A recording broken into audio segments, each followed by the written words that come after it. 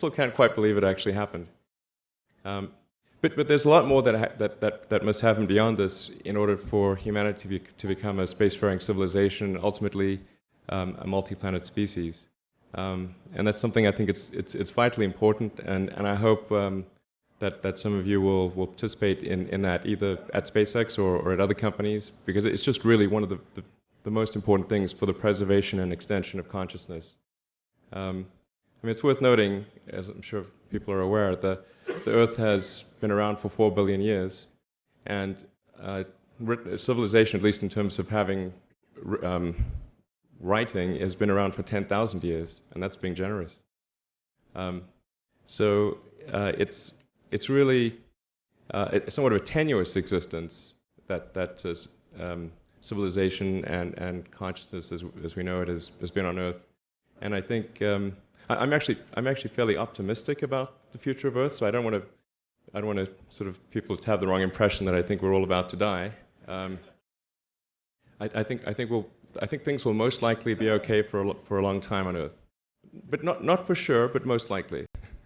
But even if it's sort of 99% likely, a 1% chance is still worth spending a fair bit of effort to ensure that we've backed up the biosphere, planetary redundancy, if you will. And so I think it's really quite important. And in order to do that, there's a breakthrough that needs to occur, which is to create a rapidly and completely reusable transport system to Mars, which is one of those things that's right on the borderline of impossible. But that's sort of the thing that we're going to try to achieve there with SpaceX.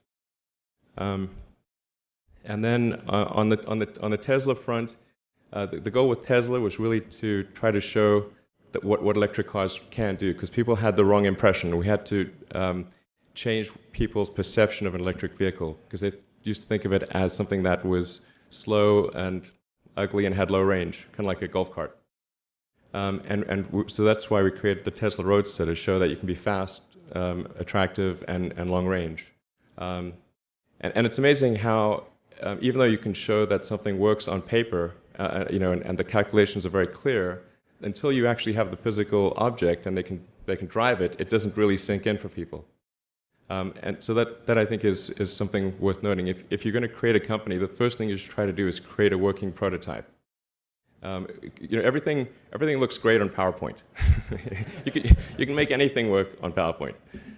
But if you have an actual demonstration article, even if it's in primitive form, that's much more effective for convincing people.